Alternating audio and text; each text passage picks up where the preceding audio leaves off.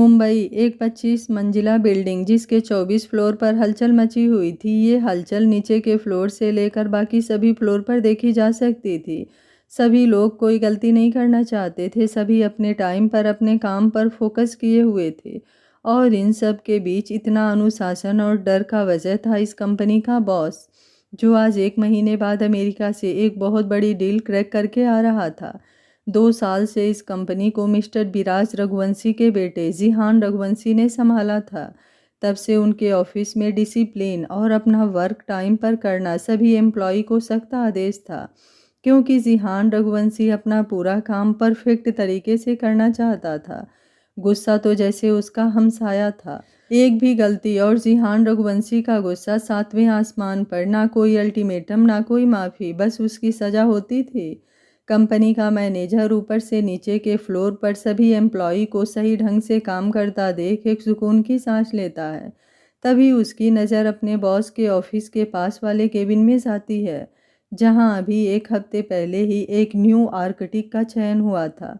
लेकिन आज वो लेट था। ये देखते ही मैनेजर जल्दी से उसे कॉल लगाने लगता है। कॉल उठते ही वो अपनी सारी भड़ास निकाल कर उसे जल्दी टाइम पर पहुंचने को कहता है। अभी उसने कॉल रखा ही था कि नीचे 5-7 गाड़ियों का शोर मचा और वो जल्दी से अपने केबिन में भागता है। नीचे सारी गाड़ियों को रुकते ही काले कपड़े पहने बॉडीगार्ड सभी गाड़ियों से निकलकर एक लाइन में खड़े हो जाते हैं। बीच की गाड़ी का दरवाज़ा खुलता है और जिहान रघुवंशी अपने फुल एटीट्यूड में बाहर निकलकर लिफ्ट की तरफ कदम बढ़ा देता है। उसी गाड़ी के दूसरी तरफ का दरवाज़ा खोल सौरभ भी उसके पीछे आते हुए, अरे यार अब ऑफिस पहुंच गए हैं, अब तो थोड़ा आराम से चल। जिहान उसे घूरते हुए लिफ्ट में आ जाता है। सौरभ भी उसके साथ आकर खड़ा हो जाता है और 24 फ्लोर का बटन दबा देता है। कुछ ही पल में वे दोनों 24th फ्लोर पर होते हैं, जहां जिहान का ऑफिस होता है। एक नज़र सभी एम्प्लॉय को देखते हुए केबिन में एंटर करने वाला होता है कि उसकी नज़र अपने पास वाले केबिन पर जाती है, जो खाली दिख रहा था। और ये देखते ही उसकी भौहें तन जाती है। वो जोर से चिल्लाते हुए मैनेजर को बुलाता है। सारे एम्प्लॉय की सांसें रुक जाती है। मैनेजर अपने सर से पसीना पोंछते हुए जल्दी से दौड़कर जिहान के सामने आता है। जिहान सख्त आवाज़ में बोला, ये कैबिन अभी तक खाली क्यों है?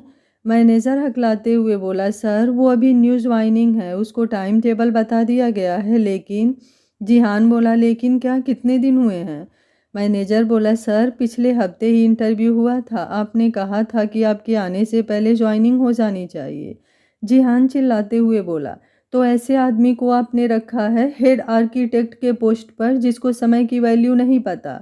अभी के अभी उसका रेजिग्नेशन। वो आगे कुछ बोलता तब तक एक बहुत ही प्यारी आवाज़ गूंजी। सबकी नज़रें लिफ्ट के कॉरिडोर पर थी, जहां से एक लड़की लॉन्ग फ्रॉक सूट पहने अपना बैग संभाले हुए किसी से मोबाइल पर बात करते हुए आ रही थी। वो फ़ोन पर, हाँ हाँ मेरी जान मैं पहुंच गई, चल बाद में बात करती हूँ, कहते हुए अपना फ़ोन रख देती है और सबको इग्नोर करते हुए अपने केबिन की तरफ बढ़ जाती है। जिहान की नज़र एकटक उस लड़की पर टिक गई थी। उसे कोई होश नहीं था कि वो कहाँ खड़ा था और क्या बोलने वाला था। सौरभ भी हैरानी से उस लड़की की तरफ देख रहा था।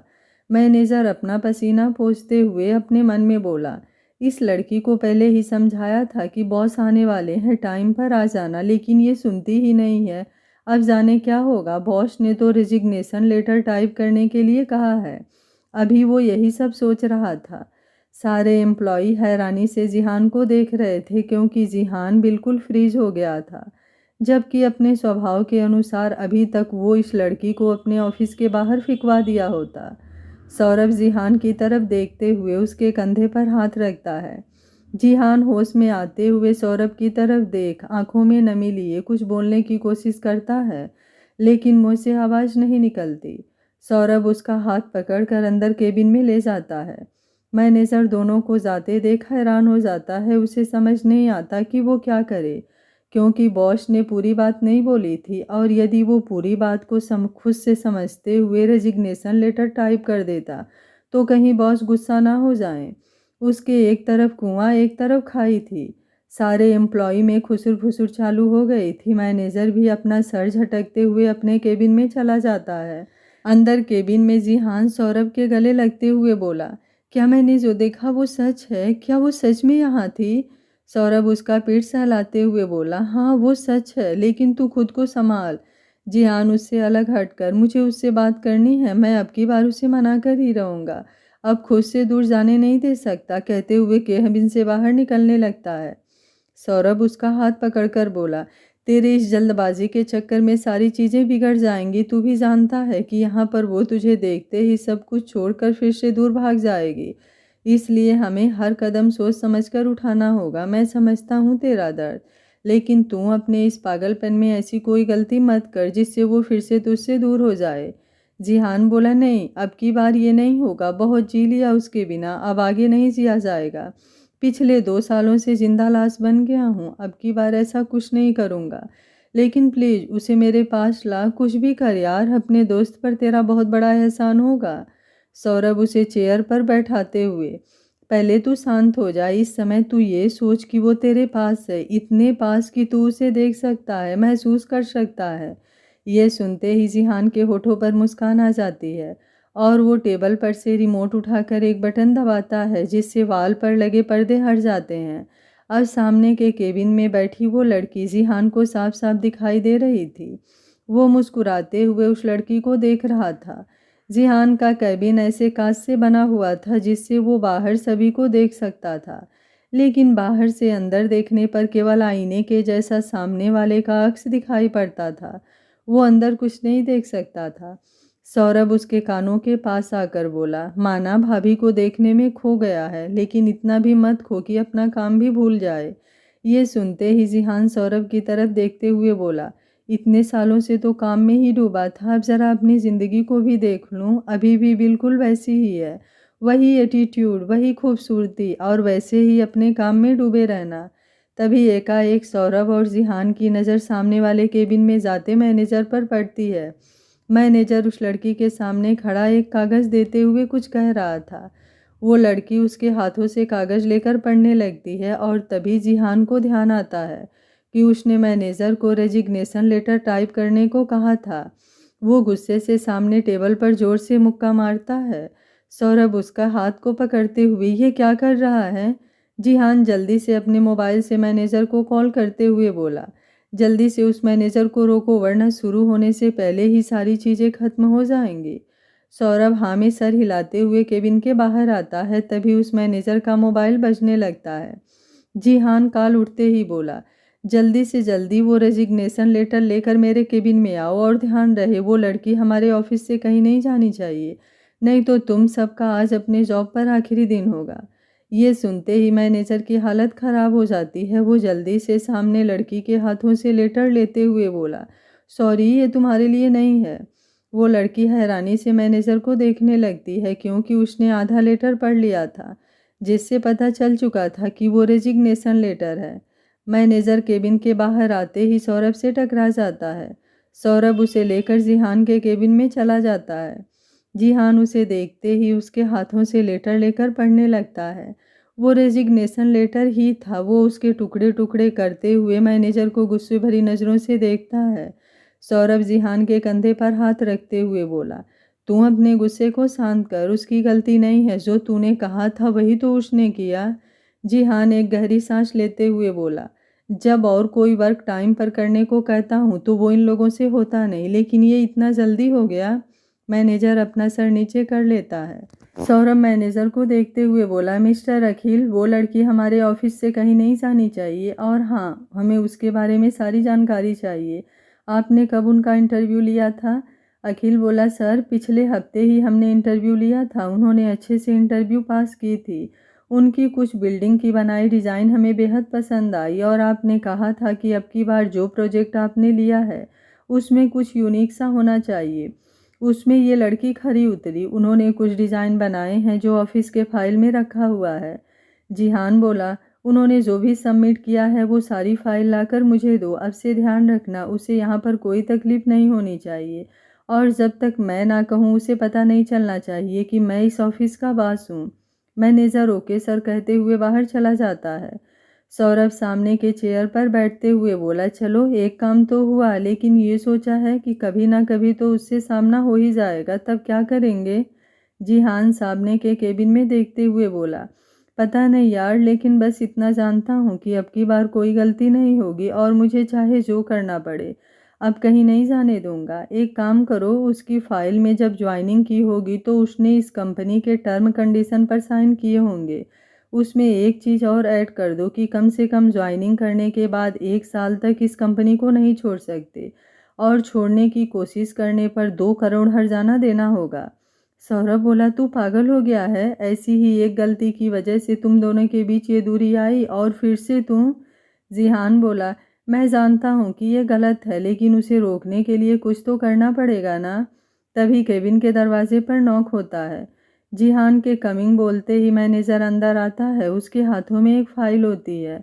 जिहान उसके हाथों से फाइल लेते हुए उलटकर देखने लगता है। 4-5 बेस्ट बिल्डिंग की डिज़ाइन होती है, बायोडाटा और उसकी डिग्री की फ़ोटोकॉपी, टर्म एंड कंडीशन वाले पेपर होते हैं। मैनेजर वहाँ से चला जाता है।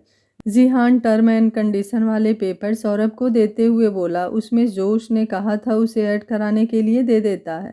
सौरभ पेपर लेते हुए, एक बार और सोच ले। जिहान बोला, इस समय उसके अलावा मैं कुछ नहीं सोच रहा, तू जा और हमारे लीगल एडवाइज़र से मिलकर सारी शर्तें पूरा करो। सौरभ उसके केबिन से चला जाता है। जिहान उस लड़की के केबिन की तरह देखते हुए अपने कॉलेज के दिनों में चला जाता है जब उसका फाइनल ईयर था। फ्लैशबैक, सौरभ, जिहान, 2 और लड़के और 2 लड़कियां एक साथ कैंटीन में बैठे हुए थे। सौरभ बोला, यार ये हमारा फाइनल ईयर है, इसके बाद पता नहीं सारे दोस्त कहाँ होंगे। उसके साथ बैठा एक लड़का धीरज बोला, भाई मैंने तो एक कंपनी का इंटरव्यू दिया है, अगर सिलेक्शन हो गया तो मेरी जॉब तो पक्की। तभी उसके साथ बैठी हुई एक लड़की दिव्या बोली, मैं भी जॉब ही करूँगी, लेकिन मम्मी पापा को भी नहीं छोड़ सकती, इसलिए मैं अपने रोची में ही कोई जॉब देखूंगी। सौरभ बोला, भाई मैं तो जिहान के साथ ही जो करेगा उसके साथ रहूँगा। तभी एक और लड़की सुषमा बोली, हाँ तुम दोनों तो हस्बैंड वाइफ हो भाई, जहाँ जिहान वहाँ सौरभ। सौरभ चिढ़ते हुए बोला, क्यों, हस्बैंड वाइफ ही साथ रह सकते हैं, बेस्ट फ्रेंड नहीं रह सकते? तभी एक और लड़का विनीत बोला, भाई तुम दोनों लड़कियां तो हॉस्टल में रहती हो, तो तुम दोनों तो अपने शहर लौट जाओगी। सुषमा बोली, नहीं मैं मुंबई में ही कोई जॉब देखूंगी और मैं यहीं सेटल हो जाऊंगी। वैसे जिहान तुम क्या करोगे? जिहान बोला, मैं तो सोच रहा हूँ अपनी कोई कंपनी खोलूँ, लेकिन पापा का भी बिजनेस संभालना है। सौरभ बोला, जिहान एक काम करो, हम अपनी कंपनी खोलते हैं और अंकल का बिजनेस भी साथ में देख लेंगे। जिहान बोला, हाँ मैं भी कुछ ऐसा ही सोच रहा हूँ। दिव्या हंसते हुए बोली, तुम दोनों सच में बेस्ट फ्रेंड ही हो, जो एक सोचता है वही दूसरा सोचता है। विनीत बोला, अरे मैं तो ये सोचता हूँ कि दोनों को कहीं एक ही लड़की पसंद ना आ जाए तो फिर दोनों क्या करेंगे। सौरभ बोला, इंसानों में और किसी की सोच में फ़र्क होता है। सभी जैसे ही बात करते हुए कैंटीन से निकलते हैं। एक जगह बहुत भीड़ जमा होती है। धीरज बोला, लगता है फिर से अजय के ग्रुप ने कोई कांड किया है। जिहान बोला, छोड़ो उन्हें, हमने डिसाइड किया है ना, उनके मामलों में टांग नहीं अड़ाएंगे। कहते हुए वो अपने क्लास की तरफ बढ़ने लगता है। तभी सौरभ हैरानी से एक तरफ देखते हुए जिहान को रुकने के लिए कहता है। जिहान की नज़र भी उसी तरफ जाती है जिधर सौरभ देख रहा था। एक लड़का ज़मीन पर पड़ा हुआ था और एक लड़की घुटनों के बल उसके सामने बैठी हुई। एक पेन उस लड़के के गर्दन पर चुभाई हुई थी और सारे लोग चुपचाप तमाशा देख रहे थे। एक दूसरी लड़की उस लड़की की बाह पकड़कर उठाते हुए बोली, छोड़ उसे, इतना समझाया था कि गुस्सा नहीं करना है, फिर भी आते ही तूने पंगा ले लिया। कहते हुए उसे खींचकर क्लास की तरफ ले जाने लगती है। जिहान की नज़र उस लड़की पर टिक गई थी जिसने उस लड़के के गर्दन पर पेन चुभाया हुआ था।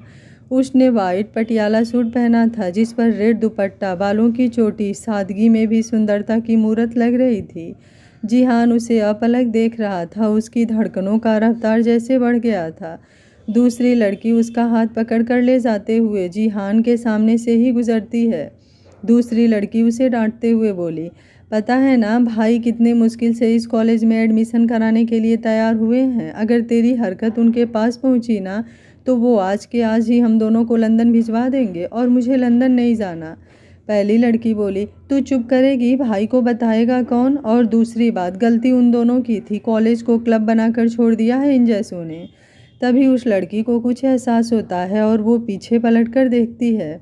आगे वाली लड़की उसे रुकता देख पीछे पलटकर अब क्या हुआ कहते हुए जब देखती है तो वो भी हैरान हो जाती है, क्योंकि उस लड़की का दुपट्टा जिहान के हाथों की घड़ी में फंस गया था और जिहान उसके पीछे पीछे आ रहा था। ये देख वो लड़की उसका हाथ छोड़कर उसके पास आते हुए उसका दुपट्टा जिहान की घड़ी से निकालने लगती है। वो लड़की और जिहान एक दूसरे की आंखों में देख रहे थे। दोनों का दिल जैसे एक ही लय में धड़क रहा था। जिहान के सारे दोस्त उसके पीछे खड़े हैरानी से दोनों को देख रहे थे। दूसरी लड़की से दुपट्टा नहीं निकलता क्योंकि वो घड़ी में बुरी तरह से उलझ गया था। वो उस लड़की को हिलाते हुए बोली, कनक यार तेरा दुपट्टा बहुत बुरी तरीके से फंस गया है, निकल ही नहीं रहा है। तब कनक का ध्यान जिहान से हटता है। जिहान भी उस पर से नजरें हटाते हुए अपनी कलाई पर देखता है जहां उसकी घड़ी से दुपट्टा फंसा हुआ था।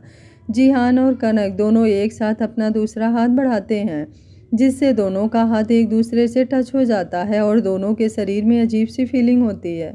कनक झुंझलाते हुए अपना दुपट्टा पकड़कर खींच देती है, जिससे दुपट्टा फटते हुए घड़ी से अलग हो जाता है और एक टुकड़ा घड़ी में फंसकर रह जाता है।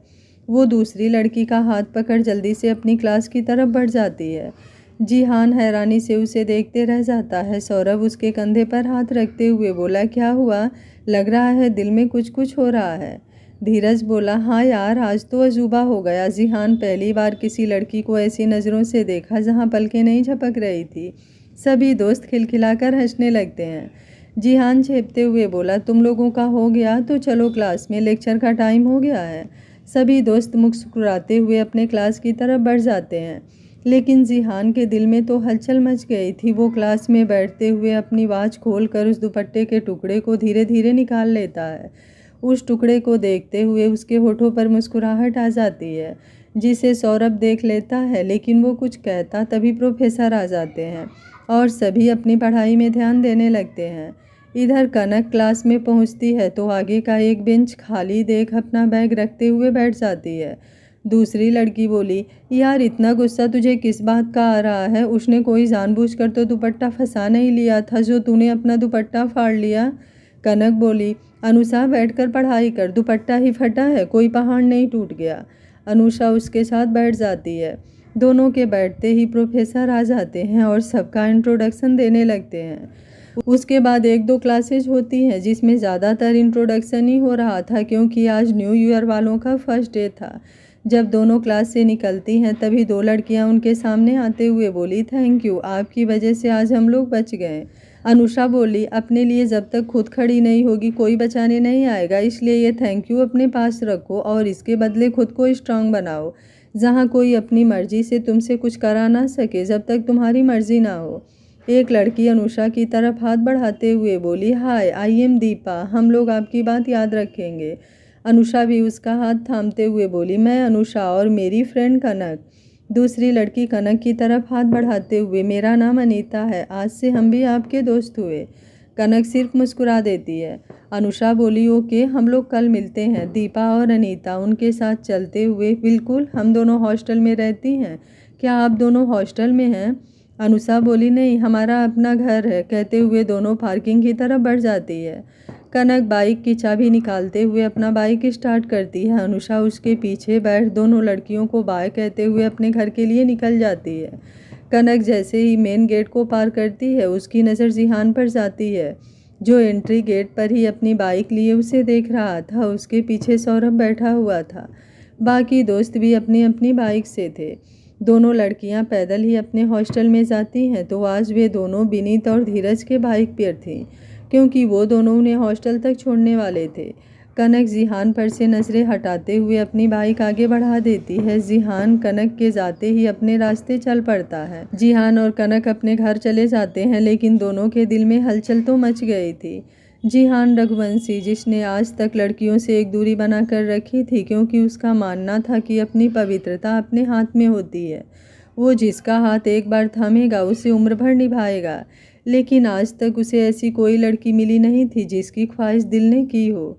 घर में मम्मी पापा और एक छोटी बहन जोया, उसके बड़े पापा बड़ी मम्मी और उसके दोनों बेटे भी उनके साथ ही रहते थे। उसके पापा का होटल का बिजनेस था मुंबई में और दिल्ली में। उनके दो होटल 7 स्टार थे। बाकी कुछ शहरों में भी एक दो होटल थे। उसके बड़े पापा एक सरकारी अफसर थे, उनका बिजनेस में कोई इंटरेस्ट नहीं था।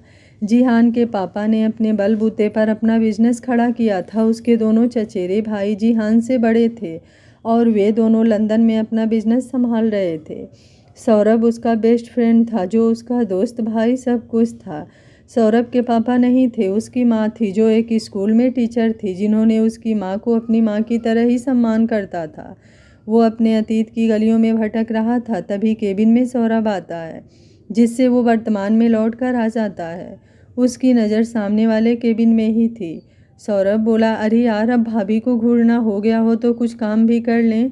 जिहान मुस्कुराते हुए बोला, 2 साल की तलब 2 घंटे में कैसे मिट सकती है। फिर मुस्कुराते हुए अपना लैपटॉप खोलकर काम पर लग जाता है। सौरभ भी कुछ फाइल देखने लगता है। शाम के 5 बजते ही सामने के केबिन से वो लड़की निकलकर लिफ्ट में चली जाती है। जिहान अपने चेहरे पर रुमाल बांधे हुए उसके साथ ही लिफ्ट में आ जाता है। उसके साथ कंपनी के कुछ और एम्प्लॉय होते हैं। वो सारे एम्प्लॉय जिहान को देखकर हैरान हो जाते हैं, लेकिन किसी की कुछ बोलने की हिम्मत नहीं थी। लेकिन वो लड़की बिना किसी की तरफ ध्यान दिए चुपचाप एक तरफ खड़ी रहती है। वो अपने मोबाइल में कुछ देख रही थी। तभी ग्राउंड फ्लोर आ जाता है और वो निकलकर अपने बाइक की तरफ बढ़ जाती है। जिहान अपनी गाड़ी में बैठते हुए ड्राइवर को उसके बाइक का पीछा करने को कहता है। वो लड़की 20-25 मिनट बाद एक अपार्टमेंट के सामने अपनी बाइक रोकती है और सीढ़ियाँ चढ़ते हुए 2nd फ्लोर पर चली जाती है। जिहान उसे अंदर जाते तक देखते रहता है। उसके बाद वो भी ड्राइवर को गाड़ी ऑफिस की तरफ ले लेने को कहता है। ड्राइवर को कुछ समझ नहीं आता, क्योंकि आज तक उसने अपने बॉस को लड़कियों से दूर रहते ही देखा था। आज पहली बार उसका बॉस किसी लड़की का पीछा कर रहे थे और ये उसके समझ से परे था, लेकिन वो उससे पूछ भी नहीं सकता था। कुछ देर बाद जिहान ऑफिस जाता है। सौरभ बोला, तू कहाँ चला गया था।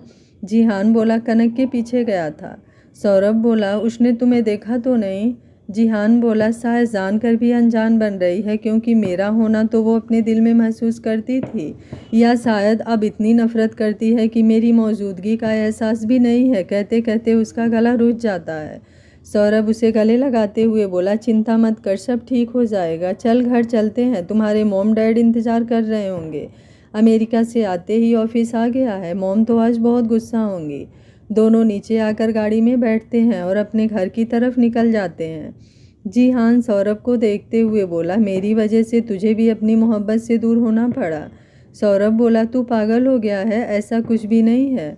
जिहान कुछ नहीं बोलता है और अपनी आंखें बंद कर सीट पर सर टिका लेता है और फिर से एक बार अतीत की गलियों में भटक रहा था। जब वो रात भर बेचैनी के साथ सुबह का इंतज़ार करता है और वो जब कॉलेज पहुंचता है तो एंट्री गेट पर ही कनक उसे दिख जाती है और उसके बेचैन दिल को जैसे राहत मिलती है। कनक और अनुषा अपनी बाइक पार्क करते हुए क्लास की तरफ बढ़ जाते हैं। जिहान भी सौरभ के साथ अपने क्लास में चला जाता है। लंच टाइम में दोनों कैंटीन में आते हैं। कनक भी अपनी फ्रेंड के साथ कैंटीन में आती है।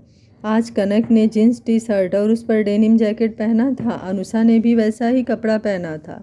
तभी फाइनल ईयर के अजय का ग्रुप भी आता है। अजय के गर्दन पर बैंडेज लगा हुआ था। उसके साथ 4 और लड़के होते हैं जो उसके चमचे थे। कॉलेज में आवारागर्दी करना, सब पर अपनी धौंस जमाना इन लोगों का फेवरेट काम था। अपने बाप की दौलत का गुरूर इन लड़कों के सर चढ़कर बोलता था। रैगिंग में वे लोग लड़कियों से किस करवाने से लेकर उन्हें छेड़ने और उनके साथ रात बिताने तक का भी काम करते थे। कनक को देखकर अजय गुस्से से भर उठता है, लेकिन किसी तरह अपने गुस्से को दबाकर एक टेबल पर बैठते हुए अपना कॉफ़ी ऑर्डर करता है। कनक और अनुषा किसी की तरफ ध्यान ना देते हुए अपने दोस्तों के साथ बैठकर कुछ लंच करती हैं और अपने क्लास की तरफ बढ़ जाती हैं। जिहान चुपचाप कनक को देख रहा था, लेकिन कनक ने उसे एक बार भी नहीं देखा। कुछ देर बाद वो लोग भी अपनी क्लास की तरफ बढ़ जाते हैं। इसी तरह दिन गुजरने लगता है। जिहान कनक को देखता तो था, लेकिन कभी उससे बात करने की हिम्मत नहीं होती है। सारे दोस्त ये समझ चुके थे कि जिहान का दिल अब कनक के लिए धड़कने लगा है। सौरभ को उसके दिल का हाल मालूम था, क्योंकि जिहान उससे कुछ नहीं छुपाता था। सौरभ एक मौके की तलाश में था कि कब कनक से बात करने का मौका मिले और वो अपने दोस्त को उसकी मोहब्बत से मिलाए। ऐसे ही 15 दिन गुजर जाते हैं। कॉलेज में फ्रेशर पार्टी होना था, जो कि अगले हफ्ते था। अजय और जिहान दोनों ग्रुप फर्स्ट ईयर वाले क्लास में जाते हैं और पार्टी से जुड़ी सारी बातें बताते हैं।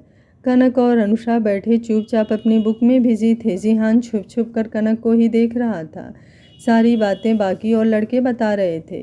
तभी अजय कनक की तरफ देखते हुए, उस दिन सारी लड़कियों को वेस्टर्न ड्रेस पहन कर आना है, पार्टी का थीम यही है।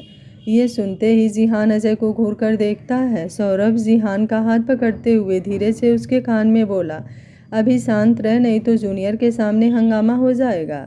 जिहान गुस्से से क्लास से निकलकर बाहर आ जाता है। अजय एक तरछी स्माइल करते हुए मन ही मन, उस दिन कॉलेज के सामने तुमने मुझे पीटा था ना, उसका बदला तो मैं तुमसे लेकर रहूँगा। कनक को घूरते हुए वो भी क्लास से बाहर चला जाता है। सारे जूनियर अपने में बात करने लगते हैं। बाहर आते ही जिहान गुस्से से अजय का कॉलर पकड़कर बोला, तुझे किसने कहा था पार्टी की थीम वेस्टर्न ड्रेस रखने की?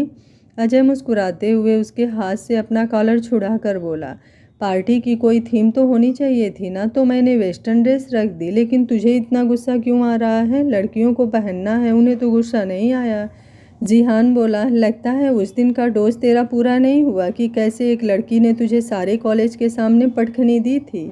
ये सुनते ही अजय गुस्से से फुफकार उठता है और चिल्लाते हुए बोला, वो मेरा पर्सनल मामला है, तू उसमें टांग मत अड़ा, तुझसे मैंने कुछ भी नहीं कहा है। जिहान चुपचाप जाकर पार्टी की थीम बदल, नहीं तो मुझसे बुरा कोई नहीं होगा।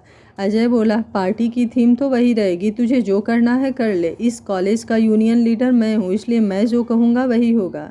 जिहान गुस्से से अपनी मुट्ठियाँ भींचते हुए बोला, तुझे तो मैं छोड़ूंगा नहीं। अब की बार तेरी कोई भी हरकत मेरे सामने हुई तो तू उसका अंजाम भुगतने को तैयार रहना।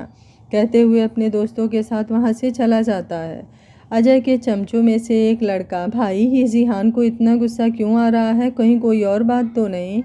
अजय बोला, चाहे जो बात हो, हमको उससे क्या मतलब, मुझे तो उस लड़की को सबक सिखाना है। ये कहते हुए वो वहाँ से चला जाता है। पार्टी के एक दिन पहले सभी कैंटीन में बैठे अपनी बातें कर रहे थे। दीपा और अनीता पार्टी के लिए एक्साइटेड थीं, लेकिन अनुषा और कनक चुपचाप बैठे हुए थे। दीपा बोली, यार तुम लोग तो चुपचाप बैठे हुए हो, पार्टी में नहीं आना क्या? कनक बोली, नहीं। ये सुनते ही अनीता चिल्लाते हुए बोली, क्या बात कर रही हो? सीनियर ने उस दिन बताया था ना कि सबका आना ज़रूरी है। अनुषा बोली, उन लोगों का जो काम था उसने किया, बाकी हमारी मर्जी, हम आए या ना आए। दीपा बोली, लेकिन यार पार्टी में हमें सबसे मिलने का मौका मिलेगा, सीनियर से भी हमारी दोस्ती हो, जान पहचान होगी। कनक बोली, तो तुम लोगों को किसने रोका है? मुझे पार्टियां नहीं पसंद, मैं नहीं आऊँगी, बस बात खत्म। पीछे जिहान का ग्रुप उनकी बातें सुन रहा था। कनक के ना आने की बात सुन जिहान उदास तो होता है, लेकिन फिर कुछ सोचकर उसके होठों पर स्माइल आ जाती है। तभी अजय का ग्रुप कनक के सामने आते हुए बोला, शायद तुम्हें ठीक से सुना नहीं, जो पार्टी में नहीं आएगा उसको पनिशमेंट मिलेगा। कनक उसकी बातों पर ध्यान ना देते हुए अपना जूस खत्म करके अपने दोस्तों के साथ लाइब्रेरी में चली जाती है। अजय गुस्से से पैर पटक कर रह जाता है। ये सारी बातें सोचते हुए जिहान मुस्कुरा रहा था। तभी सौरभ उसे हिलाते हुए बोला, कहाँ खो गया, चल घर आ गए। जिहान अपनी आंखें खोल वर्तमान में आता है। वो अपने घर पहुंच गए थे। दोनों गाड़ी से निकलकर आगे बढ़ जाते हैं। सामने एक बहुत ही लग्जीरियस बंगला अपनी भव्यता से मन मोह रहा था। चारों तरफ हरियाली, सिक्योरिटी गार्ड खड़े थे। सौरभ और जिहान बंगलों के अंदर आते हैं। हाल में ही उनकी सारी फैमिली बैठी हुई थी। जिहान को देखकर जोया दौड़ती हुई उसके गले लग जाती है। जिहान संभल कर उसे खड़ा करते हुए, कितनी बार कहा है आराम से चलने को, अगर गिर जाती तो? जोया बोली, भाई मैं जानती हूँ आप मुझे कभी गिरने नहीं दोगे। जिहान मुस्कुराते हुए उसके सर पर किस कर लेता है। तभी सामने से एक 40 साल की औरत सलीके से साड़ी पहने हुए जिहान के सामने खड़ी हो जाती है। जिहान झुककर प्रणाम करते हुए गले लग जाता है। वो औरत थोड़ी नाराजगी से बोली, सामने पड़ने पर तुझे अपनी माँ की याद आती है?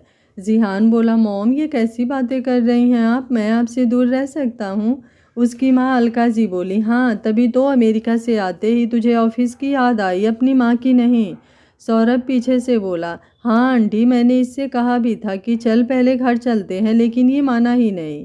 अलका जी सौरभ के कान पकड़ते हुए बोली, अच्छा आपने कितना कहा होगा ये मुझे अच्छी तरीके से मालूम है, आप दोनों बहुत ज़्यादा बदमाश हो गए हैं। जिहान मुस्कुराते हुए, और लगा? सौरभ अपना कान छुड़ाते हुए बोला, भलाई का तो ज़माना ही नहीं है। तभी जिहान के डैड विराज रघुवंशी बरखुरदार, यहाँ हम भी हैं। जिहान उनके गले लगते हुए बोला, आई मिस्ड यू डैड। विराज जी मुस्कुराते हुए बोले, आई आल्सो मिस यू बेटा, और मुझे गर्व है कि आप मेरे बेटे हैं। कहते हुए सौरभ को भी गले लगा लेते हैं। सौरभ को विराज रघुवंशी से पिता का प्यार भरपूर मिलता था। उसके बाद जिहान अपने बड़े पापा बड़ी मम्मी से मिलता है। उसके बाद दोनों अपने कमरे में फ्रेश होने चले जाते हैं। सौरभ जब भी यहाँ रहता था जिहान के कमरे में ही रुकता था। कुछ देर बाद दोनों अपनी फैमिली के साथ हॉल में बैठे होते हैं। जोया जिहान द्वारा लाई गई चीज़ों को देख रही थी और खुश होती है। सौरभ उसकी टांग खींचते हुए बोला, बस कुछ दिन और मौज कर ले चुईया, उसके बाद भाभी के आने पर तेरी सारी चीज़ों में आधा आधा बंटवारा होगा। ये सुनते ही अलका जी खुश होते हुए बोली, भगवान करे तुम्हारा कहा सच हो जाए और हमारे अरमान पूरे हो। सौरभ मुस्कुराते हुए बोले, जरूर आंटी, मैं तो कहता हूँ अब आप शॉपिंग भी करना स्टार्ट कर दो, बहुत जल्दी ही बहू घर आने वाली है। ये सुनते ही जोया कूदते हुए बोली, सच में भाई? जिहान सौरभ को घूरते हुए बोला, आप लोग इसकी बातों पर ध्यान मत दीजिए। अलका जी जिहान के सर पर हाथ फेरते हुए बोली, लेकिन क्या बुराई है? आखिर तू शादी क्यों नहीं करता? कब तक तू पिछली बातों को लेकर बैठा रहेगा? जिहान बोला, मॉम आप तो सारी बातें जानती हैं, फिर भी ऐसी बातें क्यों कर रही हैं? अलका जी बोली, क्योंकि पिछले 2 साल से तुझे घुट घुट कर जीते हुए देख रही हूँ। तुझे याद भी है कि इन 2 सालों में इस तरह से हमारे पास कब बैठा था, लेकिन आज तेरे होठों पर मुस्कान देख रही हूँ। बेटा तू ऐसे ही मुस्कुराते रहा करो और आगे बढ़ो। विराज जी बोले, अलका हमारा बेटा समझदार है, उस पर कोई प्रेशर नहीं डालेगा। जिहान बोला, थैंक यू डैड मुझे समझने के लिए। विराज जी मुस्कुराते हुए बोले, कोई बात नहीं, चलिए सब लोग डिनर कर लीजिए। सभी डिनर करके अपने अपने कमरे में आराम करने चले जाते हैं। सौरभ अपने घर के लिए निकल जाता है क्योंकि उसकी माँ भी घर पर अकेली थी और वो इतने दिनों से अमेरिका में था। जिहान अपने कमरे में आकर बेड पर लेटते हुए अपने मोबाइल में कनक की तस्वीर देखने लगता है। कनक की तस्वीर देखते हुए उसकी आंखों से 2 बूंद आंसू लुढ़क कर तकिए में समा जाते हैं। कनक को याद करते हुए अपने अतीत की यादों में वो फिर डूब जाता है। इधर अपने फ्लैट पर कनक अपने बेड पर लेटे हुए आज जो उसने महसूस किया था उसके बारे में सोच रही थी। उसके पास एक बच्चा लेटा हुआ था जो 1 साल का लग रहा था। तभी कमरे में अनुषा दूध का गिलास लेकर आती हुई, चल पहले दूध पी ले फिर सो जाना। कनक उठकर दूध का गिलास ले लेती है। अनुषा की तरफ देखते हुए बोली, इसने ज़्यादा तंग तो नहीं किया? अनुषा मुस्कुराते हुए बेड के दूसरी तरफ बैठकर बोली, नहीं, लेकिन खाना खाने में बहुत ज़्यादा नौटंकी कर रहा था। कनक उस बच्चे के सर पर हाथ फेरते हुए, कुछ दिन टाइम लगेगा फिर सब ठीक हो जाएगा। अनुषा बोली, लेकिन यार ऐसा कब तक चलेगा? अभी ये छोटा है, इसको तेरी ज़रूरत है। कनक बोली, इसके लिए ही तो ये सब कर रही हूँ ताकि आगे चलकर इसकी सारी ज़रूरतें पूरी कर सकूँ। अनुषा बोली, चल तू तो किसी के सुनेगी नहीं, अब सो जा। कनक और अनुषा दोनों बेड पर लेट जाती हैं। कनक करवट लेकर अपने आंसुओं को छुपाने की नाकाम कोशिश करती है। आज उसे जिहान अपने आसपास महसूस हुआ था, इसलिए आज फिर से उसे अपने अतीत की याद सता रही थी। अतीत की सारी बातें याद करते हुए वो भी उन यादों में डूब जाती है। फ्लैशबैक। कनक और अनुषा अगले दिन फ्रेशर पार्टी में नहीं आती। उसके 2 दिन बाद जब वो दोनों कॉलेज पहुंचती हैं तो सामने अजय और उसका ग्रुप आ जाता है। कनक जल्दी निगाहों से उसे देखते हुए, सामने से हटो। अजय मुस्कुराते हुए बोला, तुम्हें पहले ही बताया था ना, फ्रेशर पार्टी में नहीं आने के लिए पनिशमेंट मिलेगी। अनुषा मुस्कुराते हुए बोली, तू है कौन पनिशमेंट देने वाला? हमारी मर्जी, हम पार्टी में आए या ना आए। अजय बोला, मैं इस कॉलेज का यूनियन लीडर हूँ। कनक बोली, तो इस साल से ये पोस्ट तेरी नहीं रहेगी, चल हट, हमें जाने दे। अजय गुस्से से तिल मिलाते हुए कनक का हाथ पकड़ने वाला होता है कि जिहान कनक के सामने आकर खड़ा हो जाता है। अजय बोला, जिहान ये मेरा मामला है, इसलिए तू हट जा सामने से। जिहान बोला, तुझे मैंने उसी दिन कहा था अपनी हरकतों पर काबू रख, नहीं तो मुझसे बुरा कोई नहीं होगा। अजय बोला, इन दोनों ने फ्रेशर पार्टी में नहीं आकर हम लोगों का इंसल्ट किया है। जिहान बोला, इनकी मर्जी, ये पार्टी में आए या ना आए, तुझे उससे क्या? ये किस रूल में लिखा है कि पार्टी में आना ज़रूरी था? तूने अपने मन से बनाया तो इसका कोई इलाज नहीं। अजय बोला, पहले तो मेरे बनाए रूल से तू कभी इतना अग्रेसिव नहीं हुआ, आज क्या हो गया है? कहीं इसकी खूबसूरती पर तू फिदा तो नहीं हो गया? अजय का इतना कहना था कि तभी एक जोरदार पंच उसके चेहरे पर पड़ता है। वो 2 कदम पीछे हो जाता है। वो गुस्से से जिहान को देखते हुए बोला, तुमने मुझ पर हाथ उठाने की गलती कैसे की? जिहान फिर से उसको दोबारा मारने के लिए आगे बढ़ता है, तब तक कनक जिहान का हाथ पकड़ लेती है। जिहान कनक को देखने लगता है।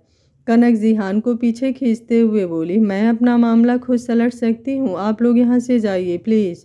कहते हुए उसका हाथ छोड़ देती है। जिहान अजय को घूरते हुए वहाँ से चला जाता है। कनक अनुषा के साथ अपनी क्लास की तरफ बढ़ जाती है।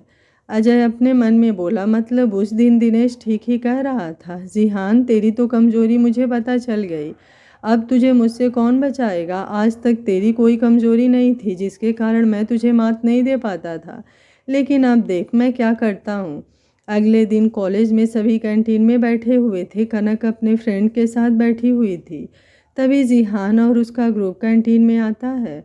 आज कैंटीन फुल हो गए थे, बस एक ही टेबल खाली थी जहाँ पर 4 कुर्सियाँ लगी हुई थी। जिहान अपने दोस्तों के साथ टेबल की ओर बढ़ जाता है। विनीत बोला, अरे यार, यहाँ पर तो 4 ही कुर्सियाँ हैं, हम लोग 6 हैं। दिव्या बोली, कोई बात नहीं, तुम चारों बैठ जाओ, हम दोनों यहाँ बैठ जाते हैं। उसका इशारा कनक की तरफ था जहाँ पर 2 कुर्सियाँ खाली थी।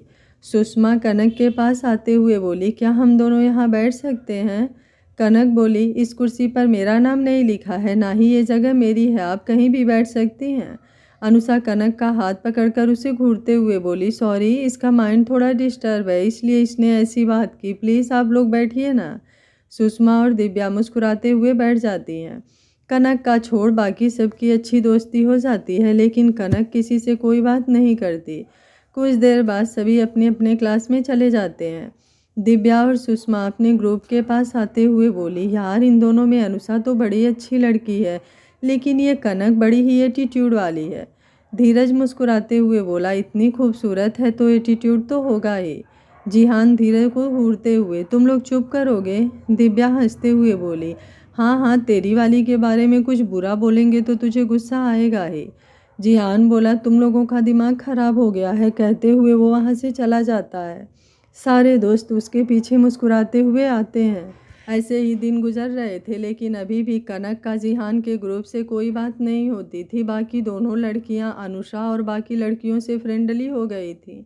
एक दिन सुषमा क्लास में जा रही थी, तभी उसके पीछे बहुत सारे लड़के खुसुर फुसुर करते हुए हंस रहे थे। सुषमा को समझ नहीं आ रहा था कि सभी उसे देखकर क्यों हंस रहे हैं। तभी लाइब्रेरी से कनक आ रही थी। सब लड़कों को इस तरह हंसते देख उसकी नज़र सुषमा पर जाती है।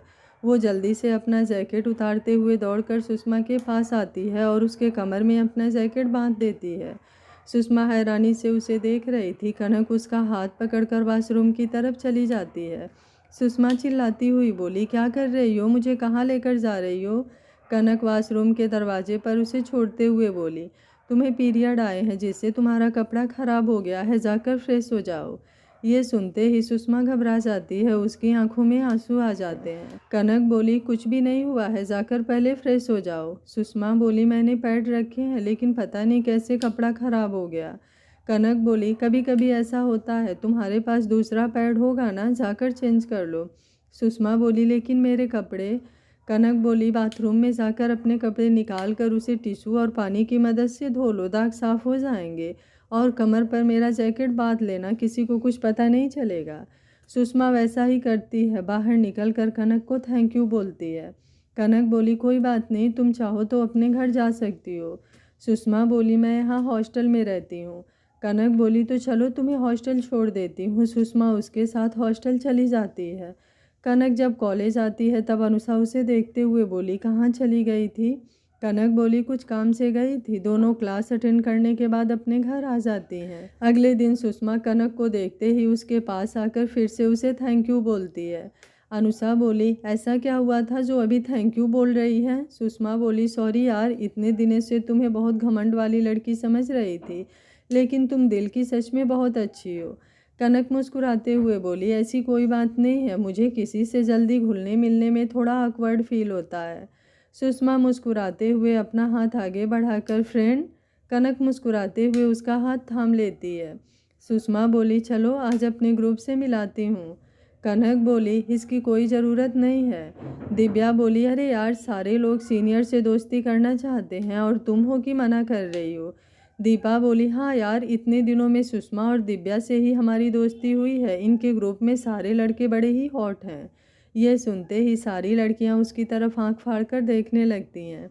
दीपा मुस्कुराते हुए बोली, अरे यार, सच में मेरी तो नज़र ही नहीं हटती। अनीता उसके सर पर एक चपत लगाते हुए बोली, तुझे पता भी है तू क्या बोल रही है? दीपा बोली, अरे सच्ची में यार, अगर मुझे उनसे दोस्ती करने को मिल जाए यही मेरे लिए बहुत है। अनुषा मुस्कुराते हुए बोली, लगता है इस लड़की को प्यार हो गया है। दीपा बोली, अरे हमारी ऐसी किस्मत कहाँ।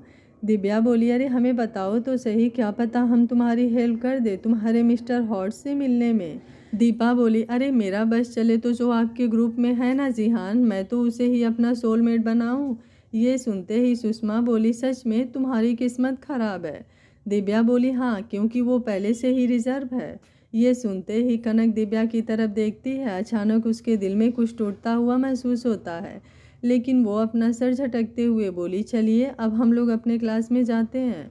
सुषमा बोली, ठीक है, लेकिन कैंटीन में मैं अपने ग्रुप से सभी को मिलवाऊंगी। सभी ओके कहते हुए अपने अपने क्लास में चली जाती हैं। अनुषा कनक से सुषमा वाली बात पूछती है। कनक सारी बातें बता देती है। इधर सुषमा भी दिव्या को सारी बात बताती है। कैंटीन में सुषमा सभी को अपने ग्रुप से मिलवाती है। सारे लड़के सभी लड़कियों से मिलकर खुश होते हैं, लेकिन जिहान की नज़र तो केवल कनक पर थी। सभी एक साथ बैठकर कॉफ़ी पीते हैं और सैंडविच खाते हैं। कनक अपना कॉफ़ी ख़त्म करते हुए लाइब्रेरी में चली जाती है। अब दोनों ग्रुप में दोस्ती हो गई थी। कैंटीन में सभी साथ में बैठते थे। धीरे धीरे सौरभ अनुषा की तरफ अपना झुकाव महसूस कर रहा था, लेकिन जब तक जिहान को कनक नहीं मिल जाती तब तक वो अपनी फीलिंग दिल में ही दबा कर रखता है। ऐसे ही हाफ सेमेस्टर के एग्ज़ाम शुरू हो जाते हैं। सभी का एग्ज़ाम अच्छा हो जाता है। उसके बाद फाइनल ईयर वालों का अब 6 मंथ बचा था, इसलिए कॉलेज के डीन और प्रोफेसर सबको कहीं टूर पर ले जाने का सोचते हैं। इसके लिए सभी गोवा जाने का डिसाइड होता है। 2 दिन का प्रोग्राम था। कनक जाना नहीं चाहती थी, लेकिन अब की बार सभी उस पर बहुत प्रेशर डालते हैं। अनुषा को भी गोवा घूमने का मन था, जिस कारण कनक तैयार हो जाती है। सभी 2 दिन बाद जाने वाले थे। देखते देखते ये 2 दिन भी गुजर जाते हैं। सभी बस में बैठकर गोवा के लिए निकलते हैं, लेकिन कनक को बस में तबीयत खराब हो जाती है। इसलिए जिहान ने प्रोफेसर से अपनी गाड़ी ले जाने का परमिशन ले लिया। जिहान की लग्जीरियस गाड़ी थी। जिहान, सौरभ, सुषमा, अनुषा और कनक गाड़ी से आते हैं, बाकी सब बस में आते हैं। गाड़ी जिहान ही ड्राइव कर रहा था। सुषमा, अनुषा और कनक पीछे बैठी हुई थी। अनुषा, सुषमा और सौरभ बात कर रहे थे।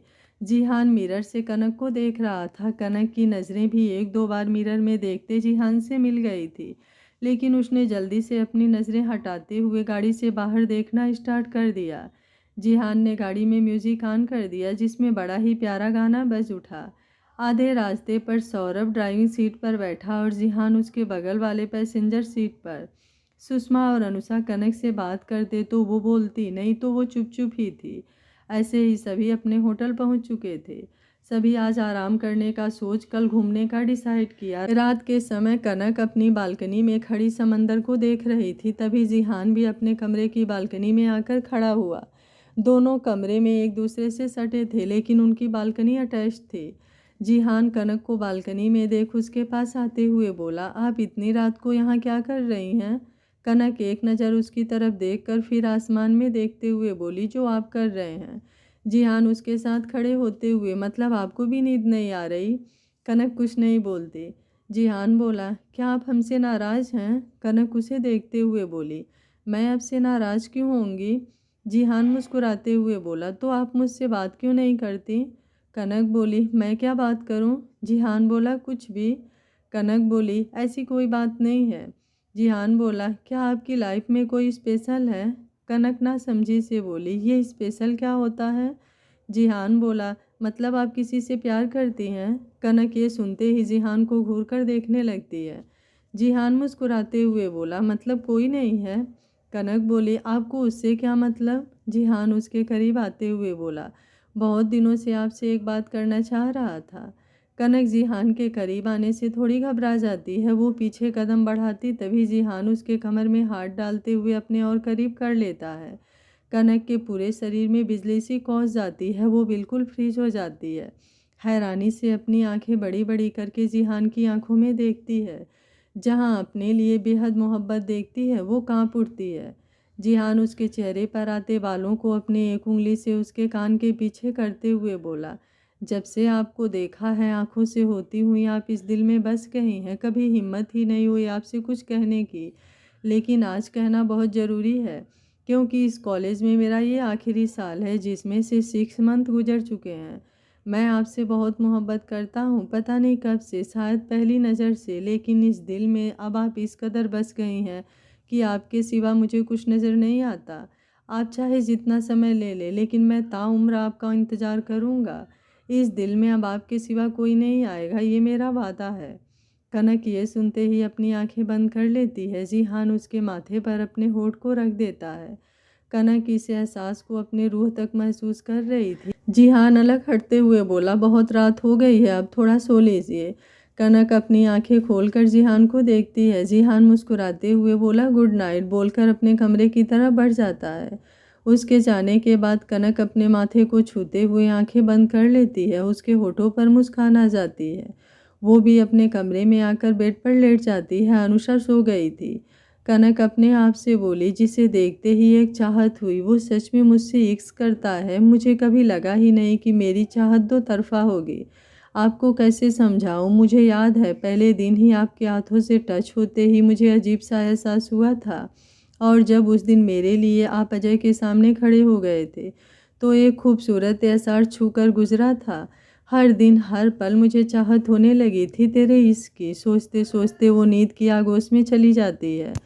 इधर जिहान की आंखों में भी कनक का चेहरा था और होठों पर मुस्कान।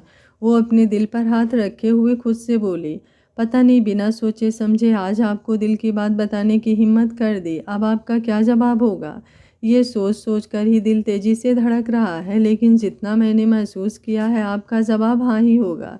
मैंने भी आपको आंखों में अपने लिए कुछ एहसास देखे हैं। वो एहसास मेरे इश्क के हैं। दोनों एक दूसरे के बारे में सोचते हुए सो जाते हैं। अगली सुबह सारे बच्चे ब्रेकफास्ट करके घूमने के लिए निकल जाते हैं। उनके साथ 2 प्रोफेसर थे। जिहान की नज़र कनक पर ही जा रही थी। कनक को आज जिहान की तरफ देखने में भी शर्म सी आ रही थी। सुबह जब से उठी थी तब से उसे लग रहा था जैसे वो रात को सपना देखकर जगी हो। लेकिन जिहान को इस तरह देखते देख उसे विश्वास हो गया कि वो सपना नहीं हकीकत ही था। और ये सोचकर उसके पूरे शरीर में सिहरन सी महसूस हुई। होठों पर मुस्कुराहट खेल रही थी।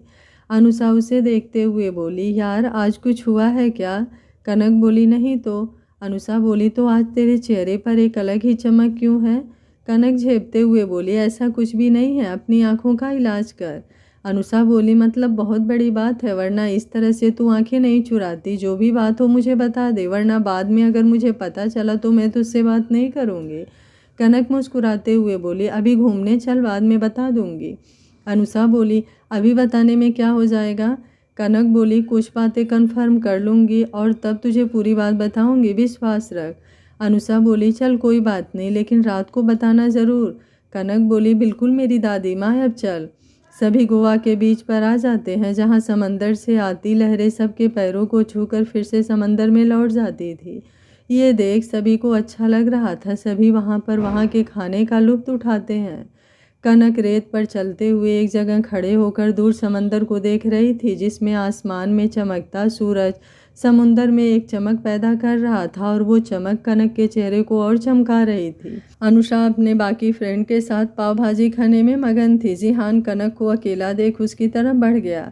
सौरभ की नज़र जब उन दोनों पर पड़ी तो वो भी मुस्कुराते हुए सारे दोस्तों को बिजी रखने लगा। कनक प्रकृति की सुंदरता में डूबी हुई थी। तभी उसे अपनी कमर पर किसी के छूने का एहसास हुआ जिससे वो अचानक चिहुक उठी।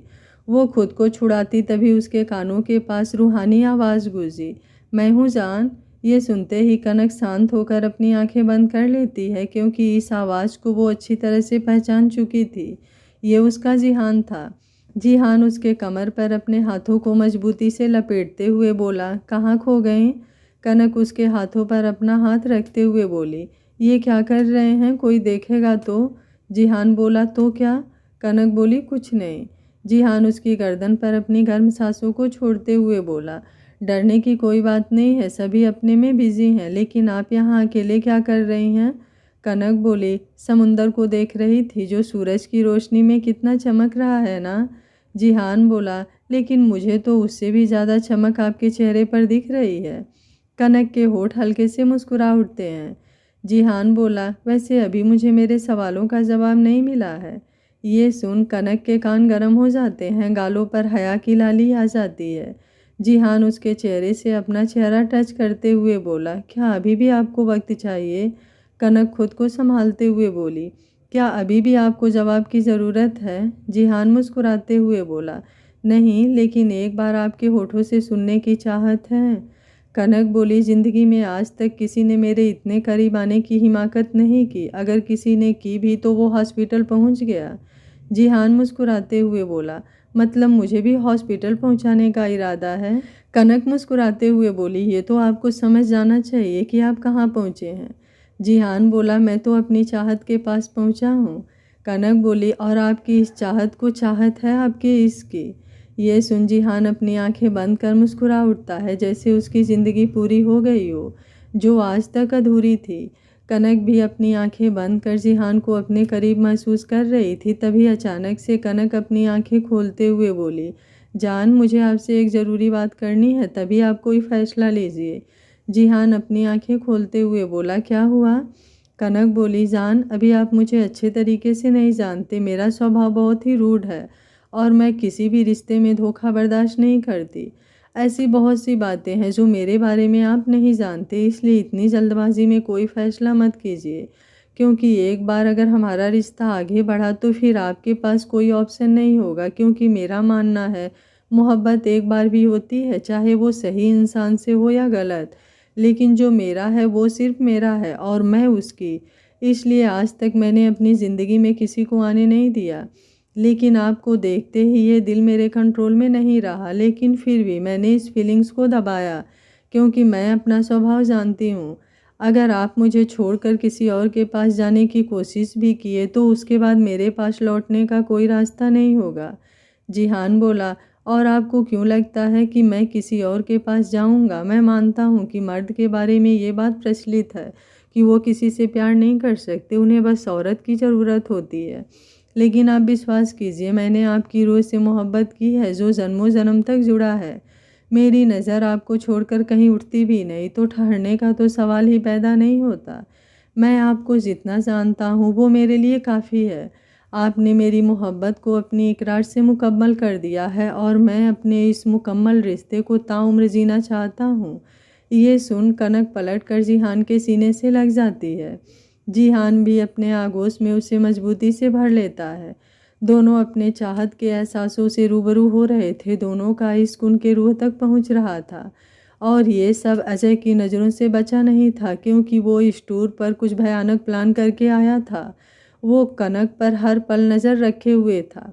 जिहान को उसके इतने करीब देख उसके तन बदन में आग लग गई थी। वो अपनी मुट्ठियाँ भींचते हुए अपने मन में बोला, तुम दोनों को जितना इश्क लड़ाना है लड़ा लो, क्योंकि आज रात के बाद सब कुछ बदल जाएगा।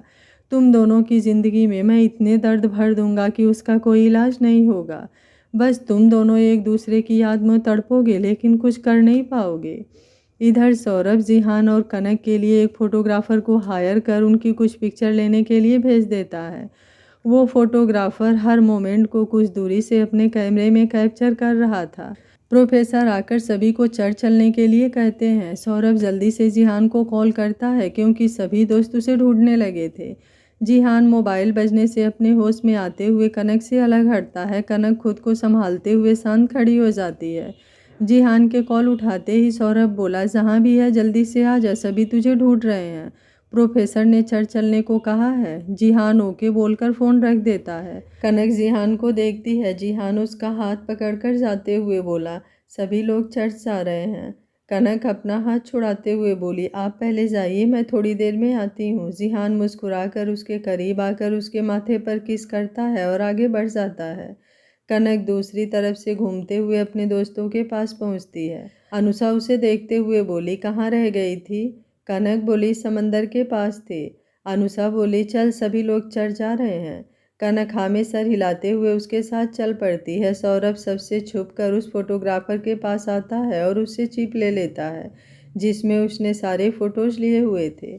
सौरभ उसे पैसे देते हुए अपने दोस्तों के पास आ जाता है। सभी लोग चर्च जाते हैं। चर्च की शांति सभी के दिल को सुकून पहुंचा रही थी। सभी कैंडल जलाकर अपना विश मांगते हैं। कनक और जिहान एक साथ खड़े होकर अपना हाथ जोड़कर प्रे करते हैं, लेकिन जिहान की नज़र कनक पर ही होती है जिसे कनक महसूस कर रही थी। और वहीं एक नज़र और भी थी जो इन दोनों की हर हरकत पर नज़र रखे हुए थी। वो मन ही मन बोला, जितना खुश होना हो लो तुम लोग। कल से तुम दोनों की ज़िंदगी एकदम बदल जाएगी। कनक तुम किसी को मुंह दिखाने लायक नहीं रहोगी, और जियान तुझे तो मैं तड़पा तड़पा कर वो हाल करूँगा कि तेरी रूह भी कांप जाएगी। आगे क्या होगा इस कहानी में जानने के लिए देखते रहिए कहानी का अगला भाग। अगर आपको कहानी अच्छी लग रही है तो भर भर कर कमेंट ज़रूर करिएगा ताकि मुझे पता चल सके कि आप लोगों को कहानी पसंद आ रही है या नहीं। ऐसी प्यारी प्यारी कहानियाँ देखने के लिए मेरे चैनल को सब्सक्राइब करना बिल्कुल मत भूलिएगा। Thank you for watching.